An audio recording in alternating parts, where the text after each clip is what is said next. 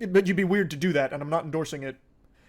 That's unhinged, completely unhinged. So all of this started to hit the mainstream. More and more people started sharing screenshots as well as other chat logs, all kinds of things with a history of communicating inappropriately with, which is something that should have been most likely reported a long time ago, and yet it never is. And there's a reason why. And it's, the Me Too movement really did shift the environment a lot. And then all the pushback, all the woke, anti-woke stuff, and, obviously that's natural, has kind of like calmed it down again, and people are hesitant because they don't want to accuse somebody of something they didn't do. And once they do that, it's over. Because once you're labeled a pedophile, you're done. Regardless of guilt or innocent, you're done. In many, many ways, you're done. And so I think people take that very seriously. They don't want to do it. There was a lot of that happen in the Me Too movement, and rightfully so. There's a lot of people who were found guilty. But this has become a problem, and we need to stop it before it even gets this far. And part of that is content creation in this space about how irresponsible they are. Talking to people that potentially are under the age of 18, doing the very same thing that Kris did, obviously in a different way, but still, okay? Indirectly. with or about minors. And in response, a couple hours ago, Ava Tyson did make a statement, and this is what was said. I would like to apologize for any of my past behavior or comments if it hurt or offended anyone. It was not my intent. Seeing recent events, we've mutually decided it's best I permanently step away from all things Mr. Beast and social media to focus on my family and mental health. That seems like a really nice way to step away after all these allegations. That is kind of a textbook non-apology. Yep, it really is. It doesn't address anything. It doesn't talk about anything. Seems like a Mr. Beast apology in recent history. It's just like this blanket boilerplate statement about stepping away. There's no denial of anything, no claims that some of the information is false, made up, fabricated, a lie, a fib, a bunch of malarkey, nothing at all. You would really think that if any of the information was wrong or faked, that would be one of the first things that Ava Tyson would want to set Yep, it's very true. This is a very good point. the record straight on. But that didn't happen. Even if it was something like needing more time, I really feel like that would have been expressed in the statement, saying, need more time to talk about all of these things that are incorrect. Yep. But again, that's not there. Nope. So they're assumed to be all correct at this point, and they're indefensible, the things that have come out here. As I was rendering this video, Ava Tyson dropped more tweets claiming that no one was ever groomed, and then states that the victim vocally supported that that's false.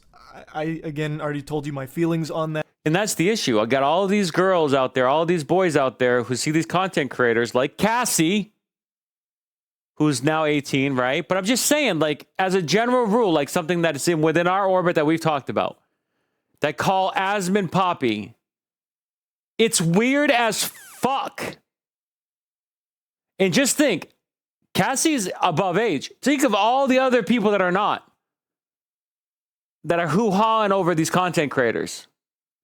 And then you have conversations of rhetoric that are, and I don't need to post any right now. I don't need to show you any right now because I can go to any fucking content creator and show you an example of bad fucking behavior. And you know it. I don't need to show it. That I really don't think a child who has this kind of relationship with an adult would ever really recognize just how inappropriate it was because it became so normalized to them, which it never should be. Yeah, that's true. And I think this is what's happening in content creation as well. It's becoming normalized as well. Yep, 100%.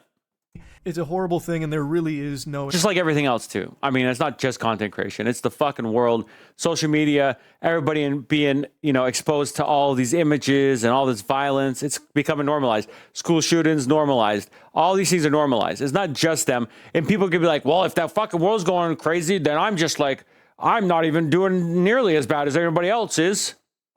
That's not the fucking point, is it? No, it isn't. Excusing it in my eyes. Going further, there's an apology about unacceptable social media posts and then saying that it was edgy jokes and that it was unacceptable humor that it's like a thing of the past, and it's been misconstrued into things that didn't happen, and then not wanting the accusations to impact hundreds of people who work at Mr. Beast, which is why Ava Tyson has stepped away. Right. Well, it's very convenient that you get to step away. I'm sure that's not the entirety of the situation, but I'm sure you want to leave now, and you want to try to make this like that's the, rightful answer. But I would say there's no statute of limitations as far as I'm concerned with these things. So most likely, if there's evidence, then yeah, you're gonna be probably having to knock on the door at some point in time. I just don't think you can write off. But you do need a victim. And I think if you had a conversation, if the person involved is given a lesson in grooming, they may come around. And then there may be conversations about them initiating it. And still, that relationship could be considered grooming, even if the person that was that age was interested, And I want to make this very clear. Scientifically speaking, yes, kids go through a very difficult time during their adolescence, during their teenage years. It's a very formidable time. Everybody knows this because most people that are watching this are above 18. They know that time is very, very confusing. And content creators can be somebody that they look up to in many, many ways. And I don't need to imply that. Off a lot of those social media posts as edgy jokes or edgy humor when you actually owned art from an artist who draws child porn. And I would say content creators are no different than the art that is owned. I think every day that a content creator does some edgy shit or is irresponsible with their chat, that's no different than an edgy. I mean, it's obviously, again, this is direct, indirect. What content creators do is indirect. What these artists do, what Chris did with direct messages, that's direct. This is indirect. Now, one is worse than the other, but they're both equally bad in many ways. That's not a joke anymore. Haha, bought some child porn art. Like, that's not exactly side-splitting comedy.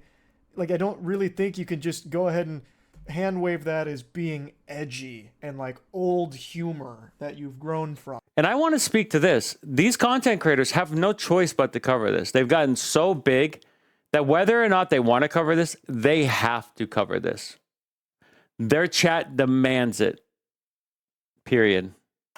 And then some of the tweets about it and like requests. What's the joke? Like, what's the punchline of that? I really don't think you can just say, it's just edgy jokes that are blown out of proportion. People are offended by it. Like, that just doesn't really work to me. As of right now, there's been no response from Mr. Beast or anyone else on the team about all of this. So it remains to be seen whether or not Jimmy or anyone else on the team knew about these things. And he was part of the competition recently. And it just so happens to come out after all these YouTubers had that competition. He knows them by Jimmy. So there you go. But it doesn't mean anything. Like, you can know people and you don't know them. Or what's going on there. But as of me making this video, there's still no response yet. So this whole situation is obviously horrible.